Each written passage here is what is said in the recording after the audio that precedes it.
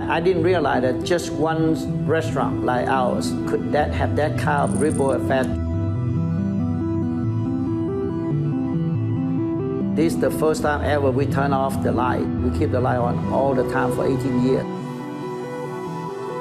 It probably have to go way back into January in Wuhan, China, when they locked down the whole city, the whole country. That's when the people start feel like if they go to a Chinese restaurant, they might get infected too. But I mean, we are here in the United States, we're not in China, but that's what people think. So we got affected back then, not just now. The dining room is empty right now. The whole month of April, we lost everything. Most of the dishes would have broccoli one way or the other. And I realized that this broccoli come all the way from Mexico.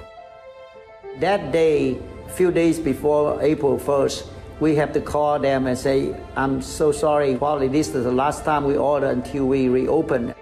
No, he called me and was telling me that they're closing. And he was like, it's not April Fool's, but we are closing April 1st.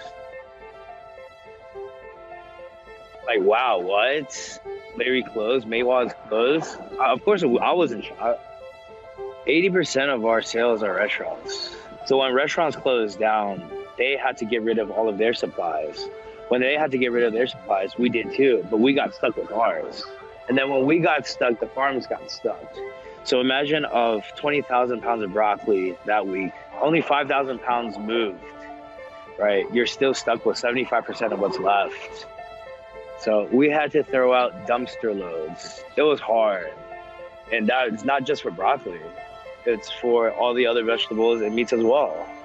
So as a farm, they need to produce and they need to keep up with what we're selling.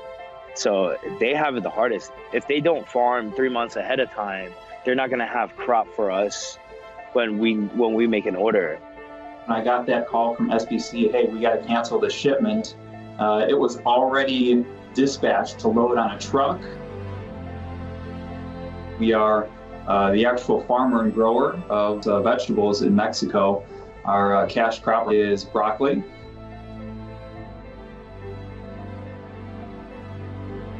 And we never fathomed, hey, all the restaurants in the country are going to have to basically shutter their doors. We wound up having to dump or donate almost 500,000 pounds of product. Unfortunately, we also found out the limitations there, that the local food banks couldn't take even half of that product from us because they were already so full. Their coolers couldn't take any more. They didn't have enough people to distribute. So we had good food that we had to literally throw in dumpsters because there was no channel to get that product to people who needed it. And then if you go back one step further from there to our fields in Mexico, again, peak seasonality, we're shipping up to 3 million pounds of broccoli per week. We had to cut it down to about 1 million pounds a week. When the truck is not full, obviously you're gonna get paid less. A lot of truckers, they own their trucks, right? So you're making payments $2,000-$3,000 a month for a truck, more than a mortgage. A lot of these products come in through the border from Mexico. 50% of all loads come from them, from fortune growers. Usually, we pack them to the max to maximize profit. So when a broker or a shipper doesn't have enough product to fill up your trailer, basically we're just running the trucks at a loss. There's no way you can make a living like this.